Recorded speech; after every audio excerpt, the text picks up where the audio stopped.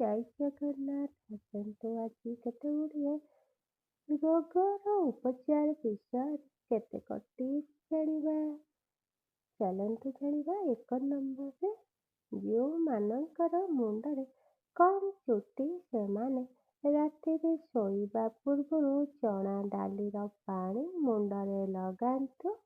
ଏଥିରେ ଚୁଟି ଧୀରେ ଧୀରେ ଉଠିବା ଆରମ୍ଭ କରିବ। 2 ନମ୍ବର, ସକାଳ ସମୟରେ ଯଦି ଦହି ଖାଆନ୍ତି ତେବେ ରକ୍ତ ବଢ଼ିଥାଏ, ତେଣୁ ସକାଳେ ଦହି ଟିକେ ପ୍ରତିଦିନ ଖାଇବାକୁ ଚେଷ୍ଟା କରନ୍ତୁ। ତୁଳସୀ ପତ୍ର ଚୋବାଇକି ଖାଇଲେ ପରିସ୍ରା ପୋଡ଼ାର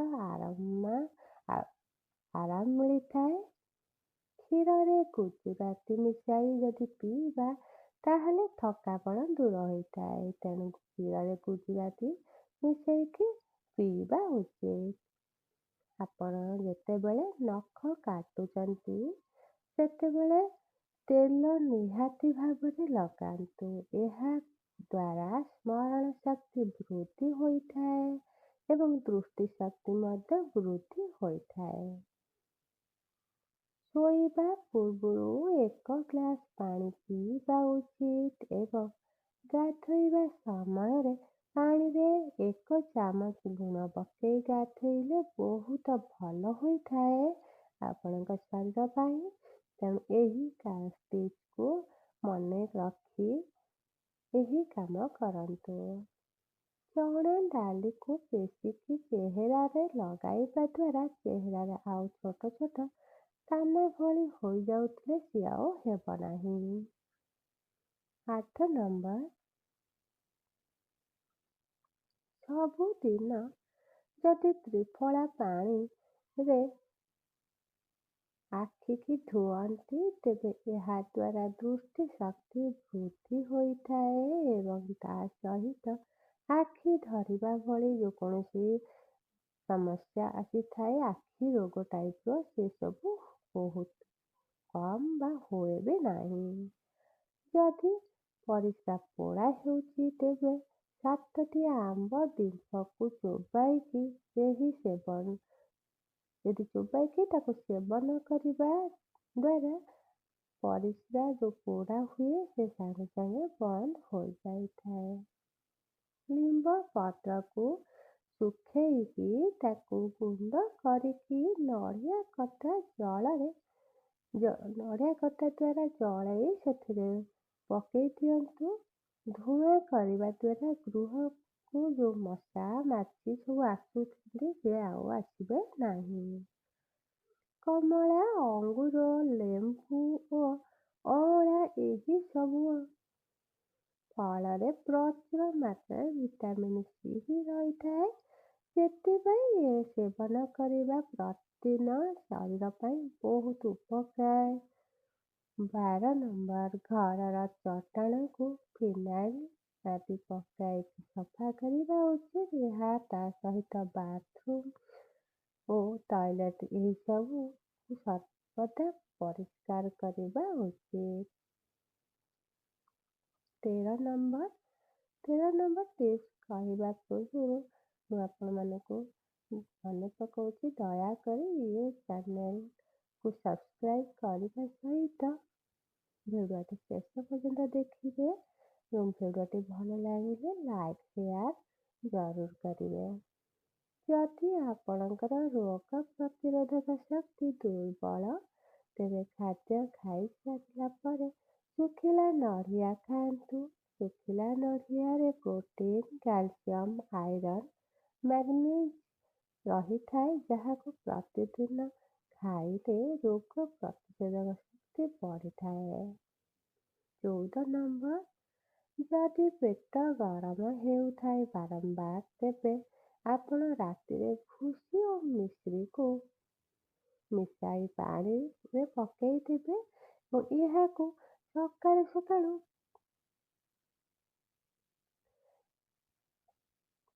ଖାଲି ପେଟରେ କିଛି ଦିନ ସେବନ କରନ୍ତୁ। ଏମିତି କଲେ ଧୀରେ ଧୀରେ ପେଟ ପୁରା ଥଣ୍ଡା ହୋଇଯିବ। 15 ନମ୍ବର, ଖାଲି ପେଟରେ 1 ଗ୍ଲାସ ହଳଦୀ ପାଣି ପିଇବା ଆପଣଙ୍କ ହଜମ ଶକ୍ତିକୁ ମଜବୁତ କରିଥାଏ। ହଳଦୀ ପାଣି ପିଇବା ଦ୍ୱାରା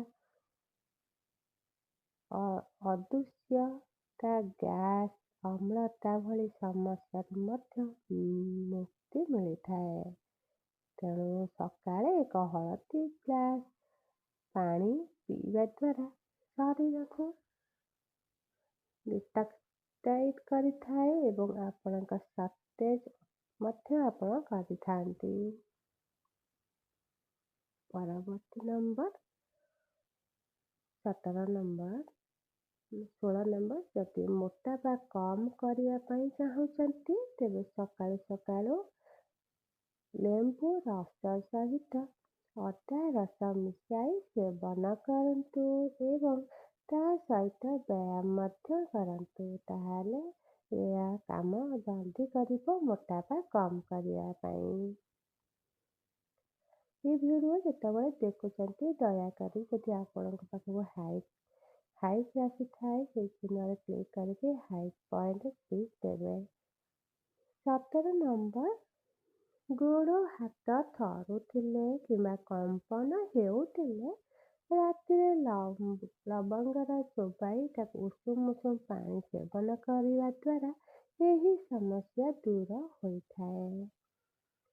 ଯେଉଁମାନଙ୍କର ଘୁଙ୍ଗୁଡ଼ି ହୋଇଥାଏ ଶୋଇଲା ପରେ, ସିଏ ତ ଘୁଙ୍ଗୁଡ଼ି ହେଉଛି ବୋଲି ଜାଣନ୍ତି ନାହିଁ, କିନ୍ତୁ ଘୁଙ୍ଗୁଡ଼ି ଯେତେବେଳେ ହୋଇଥାଏ ପାଖରେ ଥିବା ବ୍ୟକ୍ତିର ଶୋଇଥିବା ବ୍ୟକ୍ତିକୁ ଶୋଇବାରେ ଅସୁବିଧା ହୋଇଥାଏ। ତେଣୁ ଘୁଙ୍ଗୁଡ଼ି ଜୋର ହେଉଛି ସେମାନେ ରାତିରେ ଶୋଇବା ପୂର୍ବରୁ ନାକରେ 2 ଟୋପା ଦେଶୀ ଘିଅ ପକେଇକି ଶୋଇବା ଦ୍ୱାରା ଏହି ସମସ୍ୟା ଦୂର ହୋଇଥାଏ। 19 ନମ୍ବର, ମୋଟାପା ହେବାର ମୁଖ୍ୟ କାରଣ ହେଉଛି ଅଧିକ ତେଲ ମସଲା ଖାଦ୍ୟ ସେବନ କରିବା। ଅଧିକ ମିଠା ବି ସେବନ କରିବା। ଏହି ଅଧିକ ଟେନସନ୍ ନେବା ଦ୍ୱାରା ମଧ୍ୟ ହୋଇଥାଏ। 20 ନମ୍ବର, କାକୁଡ଼ିରେ ଅଧିକ ମାତ୍ରାରେ ଆଇରନ୍ ରହିଥାଏ। ସେଥିପାଇଁ ଏହା ଚେହେରାକୁ ଗ୍ଲୋ ଓ ସୁନ୍ଦର କରିବାରେ ମଧ୍ୟ ସାହାଯ୍ୟ କରିଥାଏ। ତେଣୁ କାକୁଡ଼ି ସାଲାଡ୍ ପ୍ରତିଦିନ ଖାଦ୍ୟରେ ସାମିଲ କରିବା ଉଚିତ। ଏହା ଶରୀର ପାଇଁ ବହୁତ ହିତକର। 21 ନମ୍ବର, ଫ୍ରିଜ୍ ପାଣି ଓ ଫ୍ରିଜ୍ ଖାଦ୍ୟ ସେବନ କରିବା କଥା ନୁହେଁ। ଖାଦ୍ୟ ସେବନ କରିବା ପୂର୍ବରୁ ହାତ ଭଲସେ ଧୋଇବା ଦରକାର।